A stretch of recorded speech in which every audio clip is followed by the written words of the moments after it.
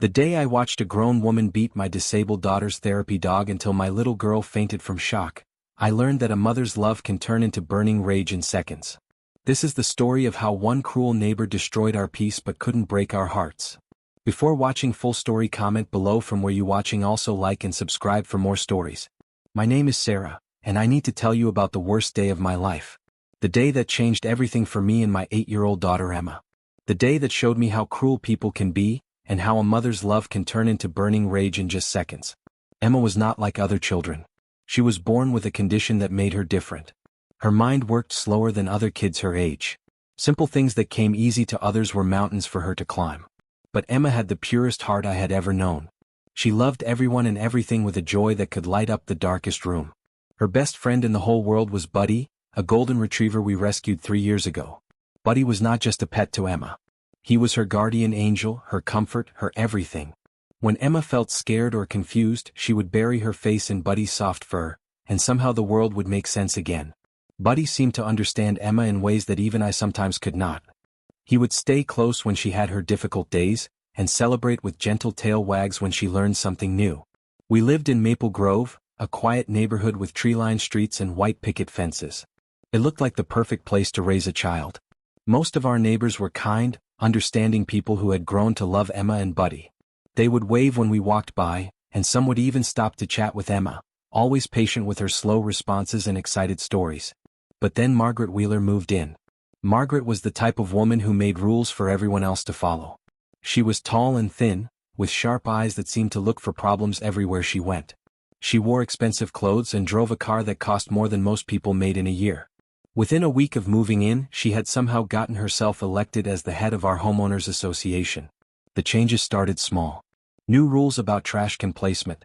Demands for perfectly cut grass. Complaints about children's toys left in yards. But Margaret's real target soon became clear. She hated dogs.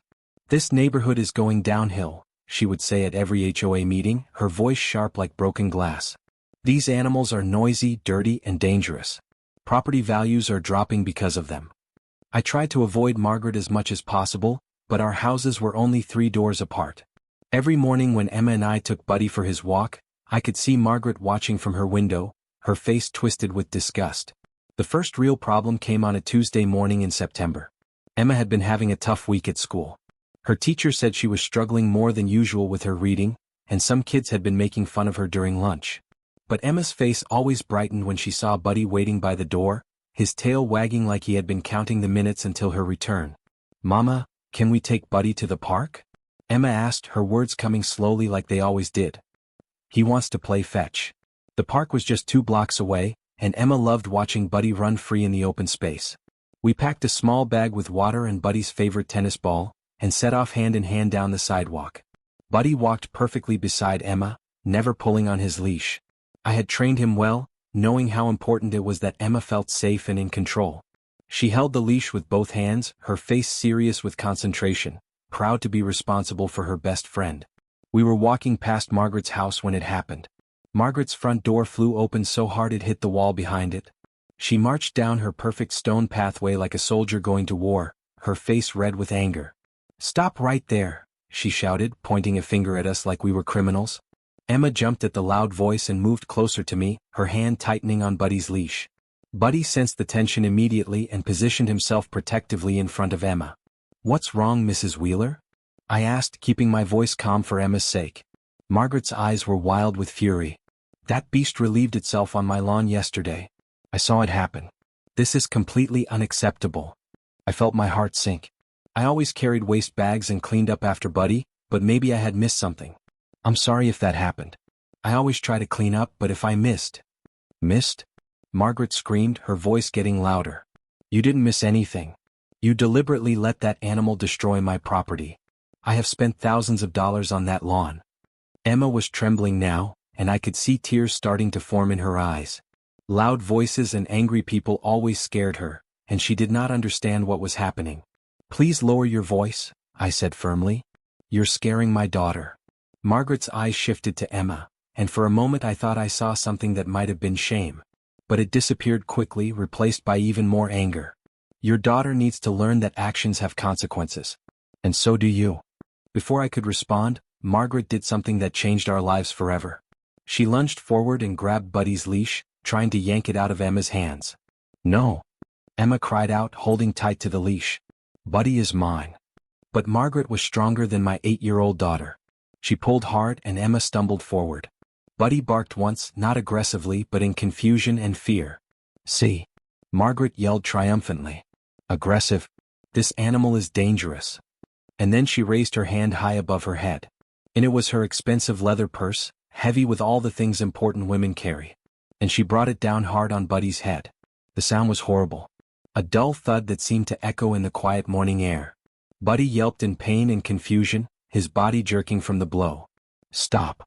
I screamed, rushing forward. But Margaret was not finished. Her face was twisted with rage and something else, something that looked almost like pleasure. She raised her purse again and brought it down even harder on Buddy's back. Buddy cried out again, a sound I had never heard him make before. A sound full of pain and bewilderment. He did not understand why someone was hurting him when all he had ever done was love and protect. Emma was screaming now, high-pitched wails of terror and heartbreak. "Buddy, Buddy, stop hurting Buddy." She tried to run to her dog, but I caught her, holding her back because I was terrified of what Margaret might do next. Emma fought against my arms, desperate to save her best friend, her small fists hitting my chest as she screamed for Buddy. Margaret raised her purse a third time. This blow caught Buddy right across his face and I heard something that might have been his nose breaking. Blood appeared on his golden fur, bright red drops falling onto the perfect sidewalk. "Please stop," I begged, my own voice breaking. "He's just a dog. He doesn't understand." But Margaret was lost in her fury. She kicked Buddy hard in the ribs and he fell onto his side, whimpering. His beautiful brown eyes looked up at Emma, full of confusion and pain, as if asking why this was happening. Emma's screaming stopped suddenly. Her little body went rigid in my arms, and when I looked down at her face, her eyes had rolled back in her head. "Emma?" I cried, but she was already falling, her small body going completely limp. I caught her just before she hit the ground, my daughter unconscious in my arms while her beloved dog lay bleeding on the sidewalk. "Look what you've done." I screamed at Margaret, cradling Emma's lifeless form. "She's just a child." For the first time, Margaret seemed to realize what she had done. Her face went pale and she stepped backward, the bloody purse still clutched in her hands. I didn't mean," she started to say. But I was not listening anymore. I was checking Emma's pulse, relieved to find it steady and strong. She had fainted from the trauma of seeing her best friend attacked. My brave little girl who struggled with so much every day had been broken by witnessing something no child should ever see. Buddy tried to stand, his legs shaky and uncertain. Blood dripped from his nose and mouth and I could see he was having trouble breathing. But even injured and in pain, he crawled toward Emma, wanting to be close to the little girl he loved more than life itself. "Stay away from her," Margaret shouted, raising her purse again. Something snapped inside me. All the patience, all the understanding, all the gentle responses I had given this horrible woman disappeared. I carefully laid Emma on the grass and stood up, putting myself between Margaret and my family.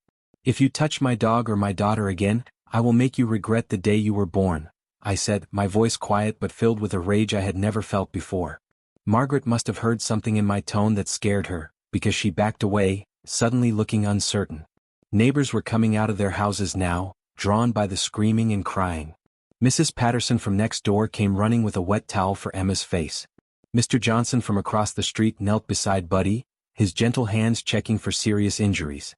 "I'm calling the police," announced Mrs. Chin, her phone already in her hand. "And animal control. This is completely unacceptable." "Good," I said, still staring at Margaret. "Call them. Call everyone." Emma began to stir in my arms, her eyes fluttering open. The first thing she did was look for Buddy. "Buddy?" she whispered, her voice small and scared. "He's right here, sweetheart," I said, helping her sit up slowly. "He's hurt, but he's going to be okay." Buddy heard Emma's voice and managed to lift his head, his tail giving the smallest wag despite his pain. Emma reached out with trembling fingers to touch his fur, tears streaming down her face. "Why did she hurt you, Buddy?" Emma asked, her words broken by sobs. "You're a good boy. You didn't do anything bad." I had no answer for her.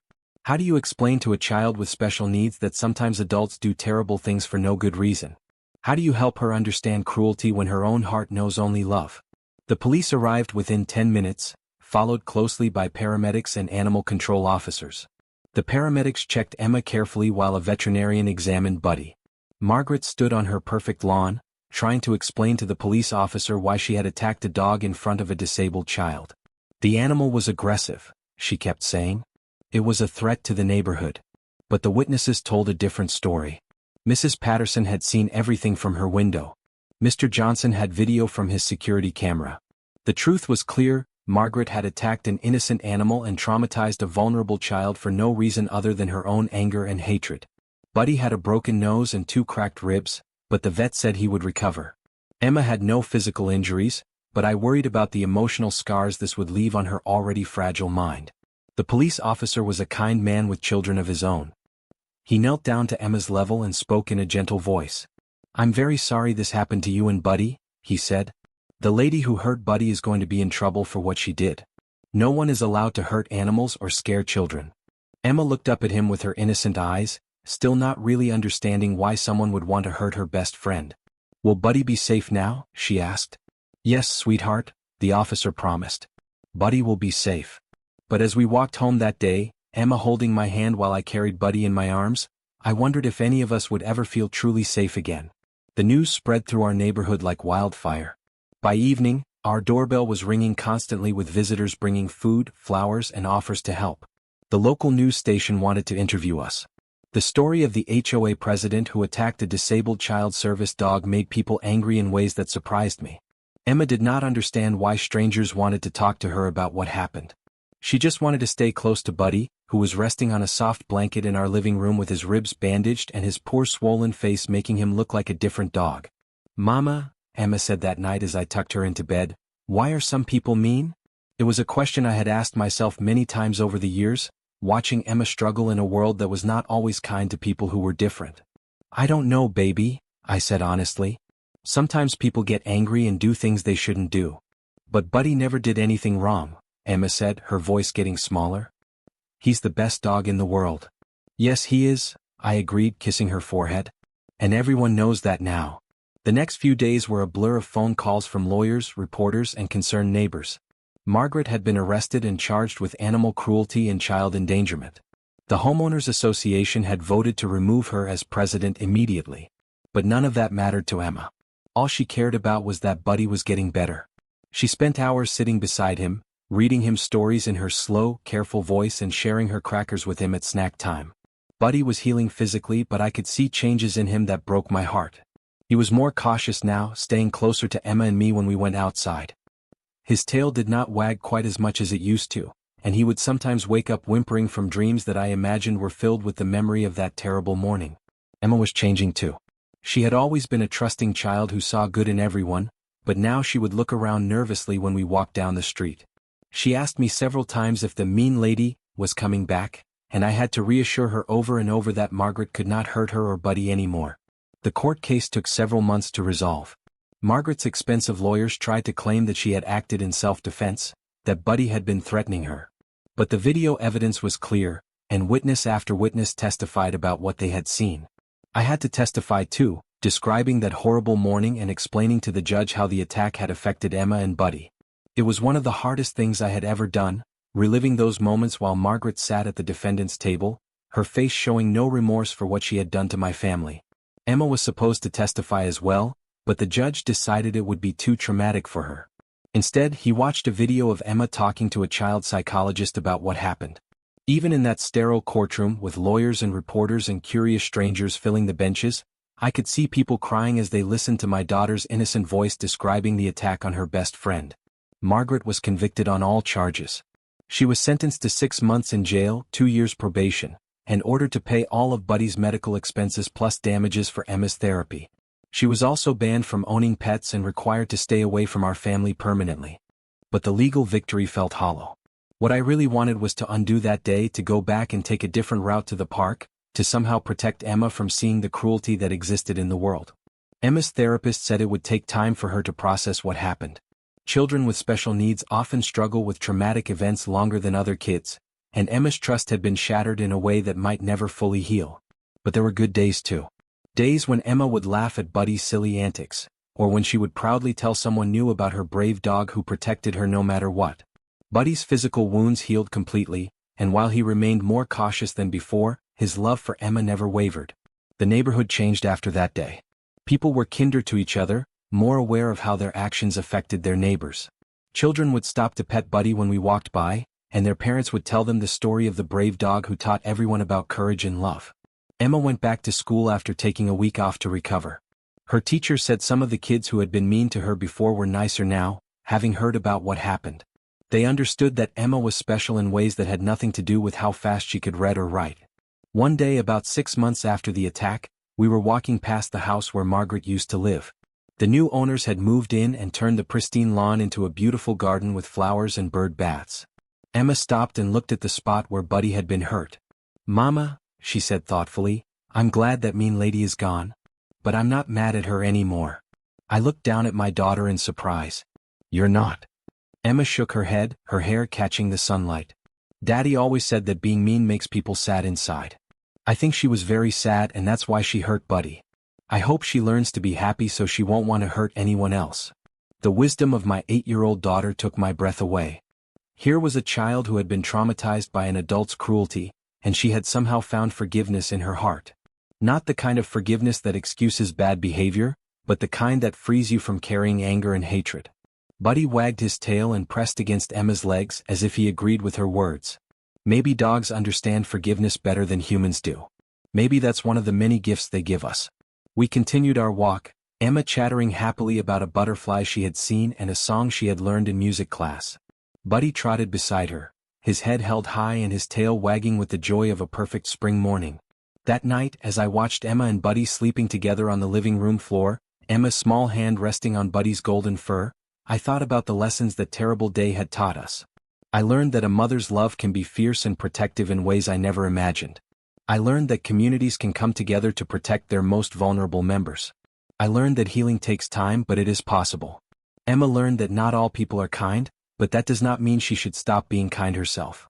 She learned that being different is not something to hide or be ashamed of. She learned that love is stronger than hate.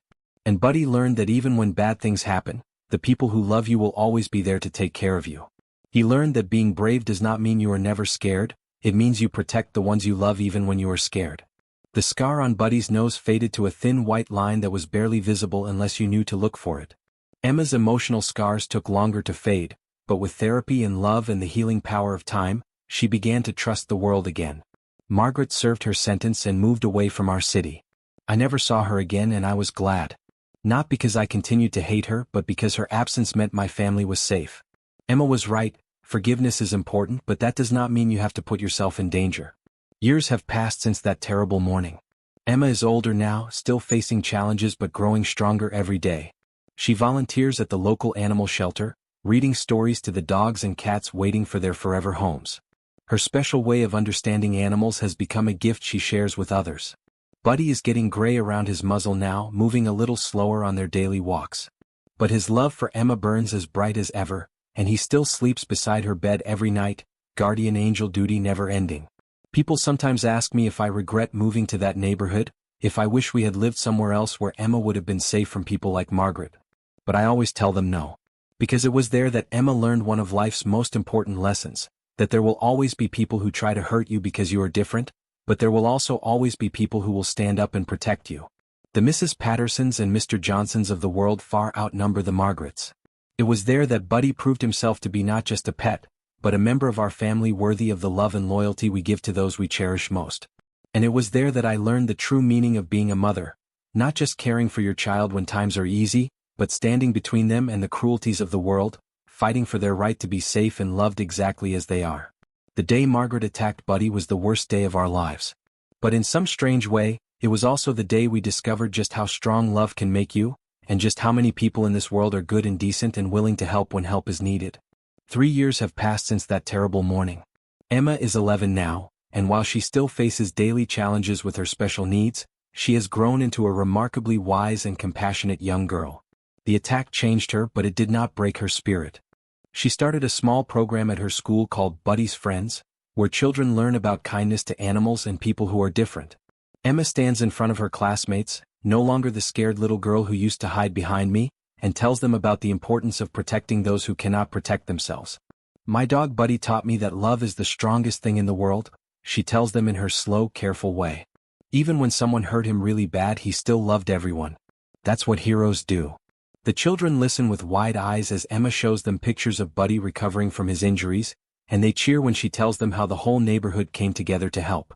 Some of these children used to make fun of Emma for being different, but now they see her as someone special, someone who survived something terrible and chose to make the world better because of it. Buddy is still with us, though he moves more slowly these days. The vet says he is healthy for his age, but I know the attack took something from him that can never be fully restored. He is more careful around strangers, and he never strays far from Emma's side when we are outside. But his love for Emma has only grown stronger with time. Every morning he waits by her bedroom door until she wakes up, his tail wagging softly. Every afternoon he meets her at the bus stop, his entire body wiggling with joy at her return. And every night he lies beside her bed, watchful and protective, making sure no harm comes to his beloved girl. Emma has learned to read Buddy's moods and needs in ways that amaze me. She knows when his old injuries ache on rainy days, and she will spend extra time massaging his back and telling him stories. She knows when he is having nightmares about that day, and she will wake up to comfort him, whispering promises that he is safe now. Buddy and I take care of each other, she explains to people who ask about their special bond. That's what family does. The legal aftermath of Margaret's attack lasted much longer than I expected. Her lawyers tried every trick they could think of to reduce her sentence, but the evidence was overwhelming and the community outrage was fierce. Local newspapers followed the story for months, and our mailbox was filled with letters from strangers who had been moved by Emma and Buddy's story. One letter came from a woman in California whose autistic son had also been targeted by cruel neighbors. She wrote about how Emma's courage in speaking out had inspired her to fight back against the bullies in her own community.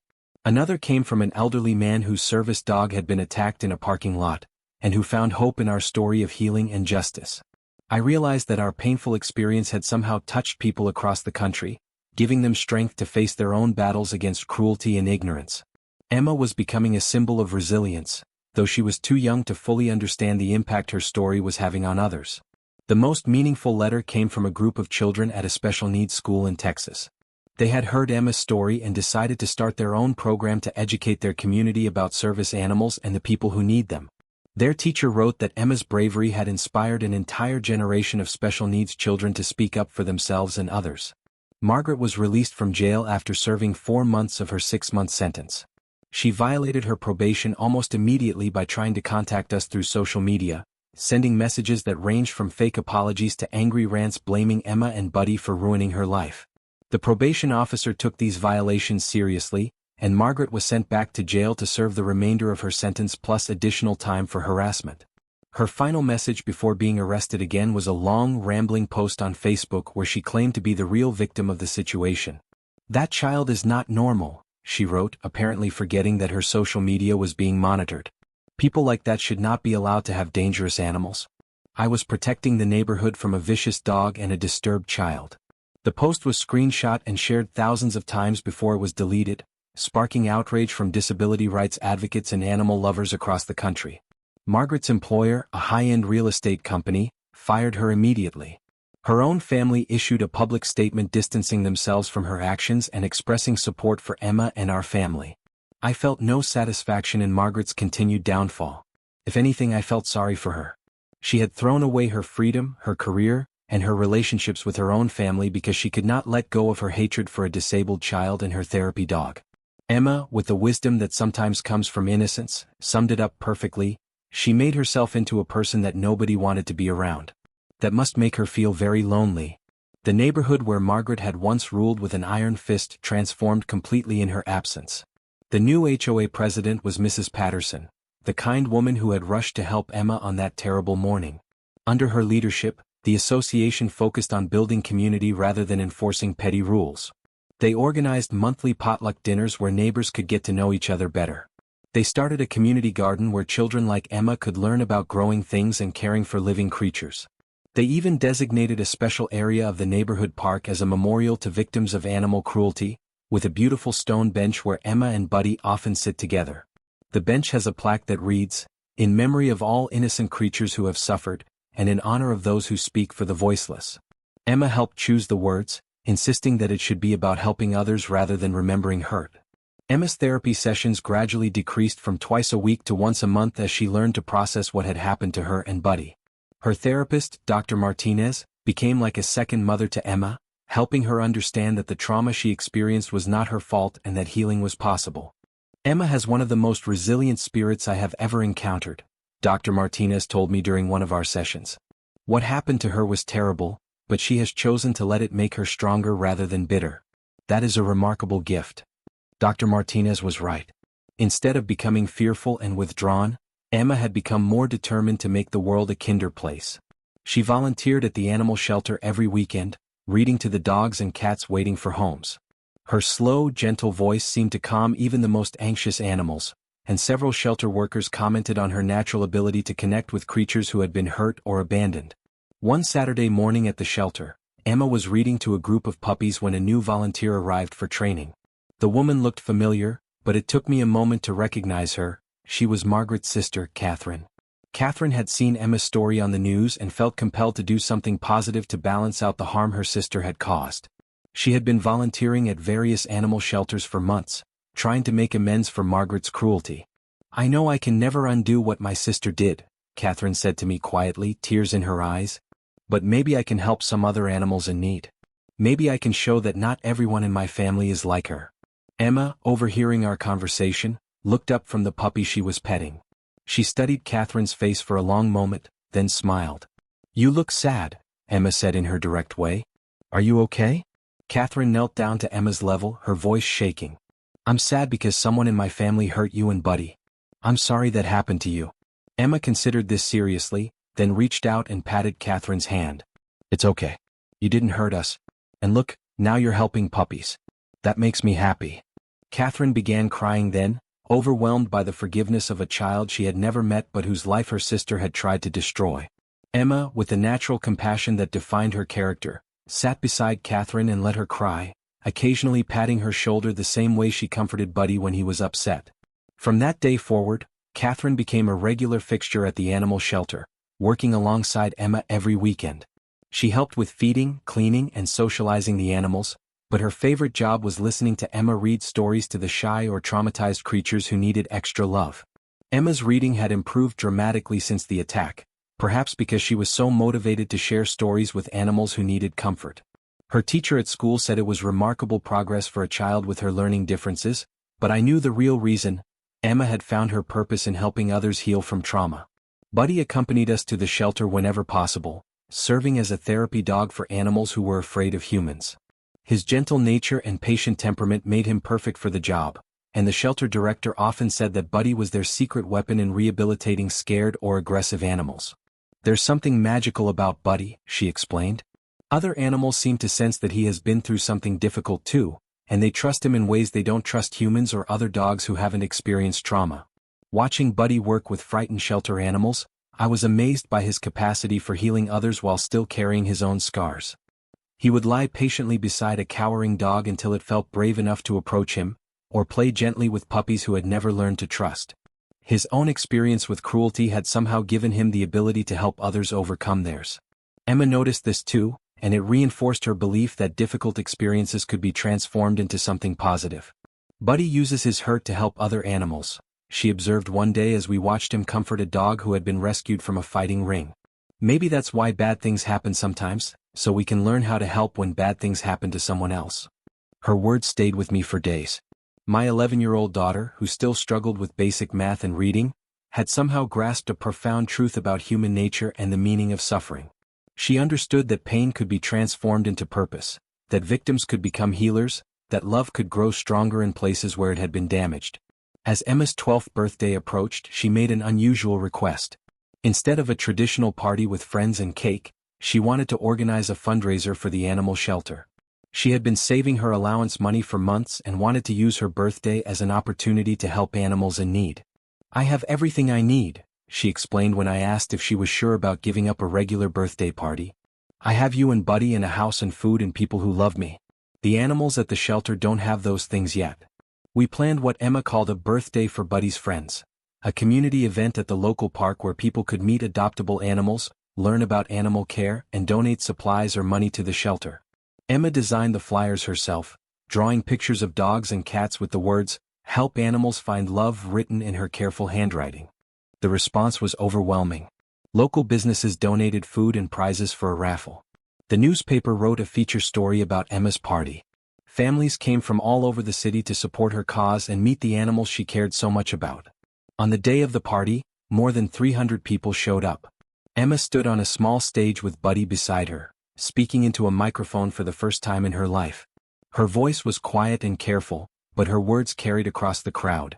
3 years ago, someone hurt my dog Buddy because they thought he was bad, she said, her small hand resting on Buddy's head. But Buddy is the best dog in the world. He protects me and loves me and helps other animals who are scared. The crowd was completely silent, listening to every word. Today is my birthday, but I don't want presents for me. I want presents for animals who don't have homes yet. Because every animal deserves to have someone who loves them like I love Buddy. The applause that followed was thunderous.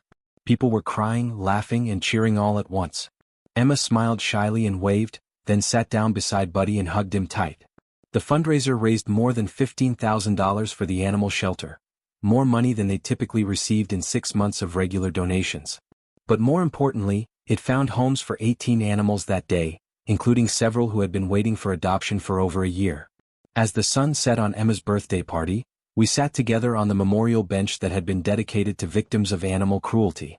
Emma was exhausted but happy, surrounded by thank you cards from new pet owners and volunteers who had been inspired by her example.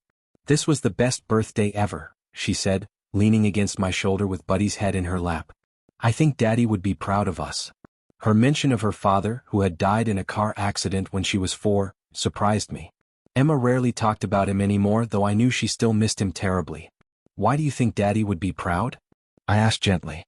Emma was quiet for a moment, thinking carefully as she always did before speaking about something important. Because Daddy always said that love is something you do, not just something you feel. Today we did love for lots of animals. And when that mean lady hurt Buddy, all our neighbors did love for us. And now Catherine does love for animals because she wants to be different from her sister. Once again, my daughter had articulated something profound with the simple clarity that came so naturally to her. Love was indeed something you do, a choice to act with kindness and compassion even when it was difficult or scary or inconvenient. Emma still has Buddy's collar from that day, stained with his blood and tears. She keeps it in a memory box along with pictures and cards from all the people who reached out to support us. She says it reminds her that even when very bad things happen, there are always more good people than bad people in the world. And every morning when we wake up and Buddy greets us with his wagging tail and happy face, we remember that love wins. It does not always win easily and it does not always win quickly, but in the end, love always wins. That is the story I needed to tell you. The story of the day our world broke, and how love helped us put it back together again, stronger than it was before. The story of a little girl who learned that being different is not something to hide, but something that can make the world more beautiful. The story of a dog who turned his trauma into a gift for healing others. And the story of a community that chose to stand up for its most vulnerable members. Most of all, it is the story of how even the cruelest acts cannot destroy love, and how sometimes our deepest wounds become the source of our greatest strength.